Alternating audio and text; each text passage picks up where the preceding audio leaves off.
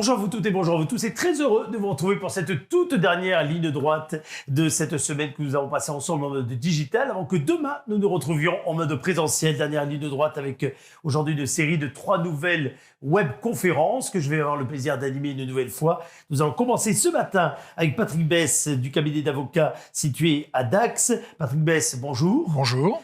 Le choix de son statut juridique est absolument important, primordial, bien que, au fil de l'évolution d'une société, d'une entreprise, ce choix puisse évoluer, évidemment, dans le temps. Et c'est un sujet sur lequel beaucoup de porteurs de projets, beaucoup de futurs chefs d'entreprise s'interrogent, parce qu'on entend parfois dire tout et son contraire lorsqu'il s'agit de choisir le bon statut du juridique. Est-ce qu'on peut commencer peut-être par faire une sorte d'état des lieux des possibilités offertes à un porteur de projet? Tout à fait. La décision première du chef d'entreprise, ça va être de choisir le statut juridique qui correspond à ses besoins. Aujourd'hui, on a 2 types de structures principalement. On a l'entreprise individuelle. C'est la structure qui, aujourd'hui, au niveau national, est la plus utilisée. Et vous avez les sociétés. Et principalement, en création d'entreprise, nous avons la SARL avec sa variante, la SARLU, qui est une société entreprise individuelle, et la SAS avec sa variante aussi, la SASU, également en entreprise individuelle. Et depuis maintenant un certain nombre d'années, on a constaté que le législateur avait mis en place des systèmes qui visaient à protéger l'entreprise individuelle. Alors, on va refaire un petit peu d'historique rapidement. Voilà, il faut revenir un petit peu en arrière pour expliquer pourquoi ces évolutions et finalement ce que derrière cela signifie en matière notamment d'efficacité, certes, dans l'exercice de l'entreprise, mais aussi de protection en matière de patrimoine et en matière finalement de ce qui fait le fond de la société. Alors, nous remonterons jusqu'en 1985, puisque c'est en 1985 qu'a été créée la SARLU, ou également appelée EURL. Pendant très longtemps, tout à fait. Tout à fait. Entreprise unipersonnelle à responsabilité limitée. Voilà. C'était donner la possibilité à l'entrepreneur individuel de protéger son patrimoine, d'adopter le régime fiscal de l'impôt société, etc., dans un cadre de société. Par la suite, le législateur a quand même voulu protéger l'entreprise individuelle, puisqu'il a d'abord créé l'insaisissabilité des biens fonciers, c'est-à-dire la protection des biens fonciers de l'entrepreneur individuel, qui était à l'origine un régime optionnel et qui, en 2015, est devenu un régime de droit commun. Tout entrepreneur aujourd'hui d'entreprise individuelle a sa résidence principale protégée. Et il a créé en 2010 l'EIRL, l'entreprise individuelle à responsabilité limitée, qui avait pour base la création d'un patrimoine d'affectation. Aux dettes professionnelles répondaient les biens professionnels. Et c'est aujourd'hui cette EIRL qui va évoluer de manière très importante, puisque une loi qui est très récente, puisqu'elle date de ce mois-ci, donc et qui rentrera en vigueur au mois de mai 2002, a créé le patrimoine professionnel de l'entreprise individuelle. Ça veut dire que c'est une forme de disparition, entre guillemets, programmée de l'URL ? Tout à fait. Tout à fait. On peut se dire ça. À partir d'aujourd'hui, on ne peut plus créer de URL. Les URL qui existent vont substituer. Et au fil du temps et de l'évolution des entreprises, elles seront amenées à disparaître. Et on aura même certainement à un moment un décret qui les fera disparaître. Alors, il faut préciser à celles et ceux qui nous regardent, et peut-être certains cette semaine sont de véritables porteurs de projets, ils veulent se lancer rapidement pour les uns, en prenant du temps pour les autres, que chaque cas est en quelque sorte un cas particulier. Il n'y a pas une bonne règle du jeu, il n'y a pas une étape 1 où c'est tel statut juridique, une étape 2 où ça n'est un autre. Ça nécessite une étude au cas par cas, approfondie par rapport à son secteur d'activité dans lequel on veut se développer, par rapport à son propre patrimoine, par rapport également à des situations personnelles qui peuvent influer sur le choix. Tout à fait. Quand on reçoit donc des entrepreneurs, quelquefois la première réflexion qu'ils nous font, et ils nous disent j'ai un ami qui s'est installé dans la même activité, il a adopté tel et tel statut, je voudrais la même chose. Non. Effectivement, entre un jeune créateur qui a 25 ans, pas de patrimoine, pas d'argent à mettre dans son entreprise et qui n'est pas marié, et un entrepreneur qui en a 45, qui a un petit peu de patrimoine immobilier et des enfants et des fonds à préserver, la solution ne sera pas identique. Parce qu'il faut bien réfléchir à la protection du patrimoine, et puis quelque part aussi, et ce n'est pas une honte de dire ça, à ce qu'on appelle l'optimisation du régime fiscal. Tout à fait. Parce que ça compte beaucoup lorsque l'on fait le choix entre l'IS, l'impôt sur les sociétés, ou que l'on est davantage du côté IR, il y a des impacts qui ne sont pas neutres. Tout à fait. en matière de ce qui reste véritablement une fois l'impôt passé. Et c'est Voilà. pas mal de se dire qu'on peut optimiser. Oui. Alors, nous ne sommes pas sur les optimisations telles qu'on peut en entendre parler à la télévision, mais c'est vrai que chaque situation nécessite une étude particulière, donc patrimoniale, fiscale et sociale, pour voir, au moment de la Constitution, quelle est la meilleure structure qui peut être adoptée.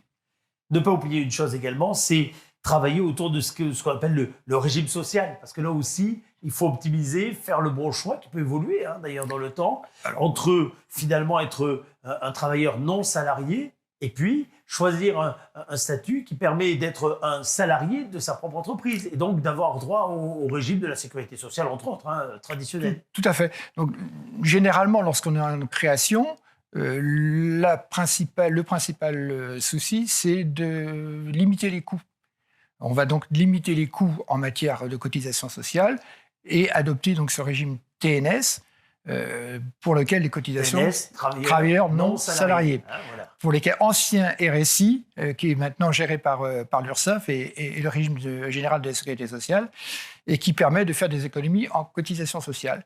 Mais ce qui est vrai au moment de la Constitution ne le sera plus 2 ans, 3 ans, 4 ans après. Et c'est vrai qu'aujourd'hui, ce qui n'existait pas forcément avant, on voit des évolutions dans les structures, des évolutions dans l'entreprise individuelle à la société et des évolutions aussi sur le régime social. C'est important ce que vous dites parce qu'en effet, au fil du temps, la structure initiale peut évoluer, une fois, 2 fois d'ailleurs. Il y a des, comment dire, il y a des ponts qui sont assez logiques. La micro-entreprise, par exemple, vers l'entreprise individuelle, c'est quelque chose d'assez classique. Tout à fait. Aujourd'hui, la grande majorité des créations se font sous le régime de la micro-entreprise. Alors, qui n'est pas un régime juridique spécifique, c'est un régime fiscal et social. Ouais. Et pour les entreprises qui fonctionnent bien, effectivement, on a la perspective très rapidement d'adopter le régime de l'entreprise individuelle, je dirais le régime classique. Et ensuite, dans l'évolution de la société, soit parce que la société va évoluer de manière favorable et il y aura là encore de l'optimisation sociale ou fiscale à faire, ou parce que simplement vous voulez vous associer avec un salarié qui apporte une plus-value, ou avoir une croissance externe et incorporer dans votre structure d'autres associés, vous allez évoluer naturellement vers la société SRL ou SAS. Et si vous partez avec une structure SARL, effectivement, vous pourrez aussi évoluer en SAS 3 ans, 4 ans plus tard. Ce qui est intéressant également, c'est de se poser la question de qu'est-ce que ça coûte tout ça. Vous me permettrez de vous la poser. Je ne vais pas vous demander quels sont vos honoraires, maître. Mais avoir un avis d'expert, on le voit bien, est absolument primordial, indispensable, d'autant qu'il va falloir conseiller la personne qui souhaite s'installer, mais il va falloir également ensuite rédiger des actes, il va falloir rédiger des statuts, faire un certain nombre de déclarations. Est-ce qu'on peut donner, comme ça, une sorte de fourchette de ce que ça coûte, ou en tout cas les grandes lignes finalement de ce que coûte la mise en place d'une structure de société? Oui, aujourd'hui, que l'on soit en SRL ou en SAS, alors en dehors des structures ou des projets qui nécessitent des montages compliqués, des réunions multiples, nous sommes de l'ordre de 1 500 €, voilà, TTC, comprenant les honoraires, les débours, etc. Donc c'est un coût qu'il faut incorporer effectivement à votre projet. Alors, si vous êtes 2 ou 3, de toute façon, vous n'avez pas le choix. Oui. Vous êtes obligé d'être en société, donc vous êtes obligé d'incorporer. Si vous êtes tout seul, ça fait partie des éléments sur lesquels vous pourrez faire porter votre réflexion pour déterminer le statut juridique que vous allez mettre en place.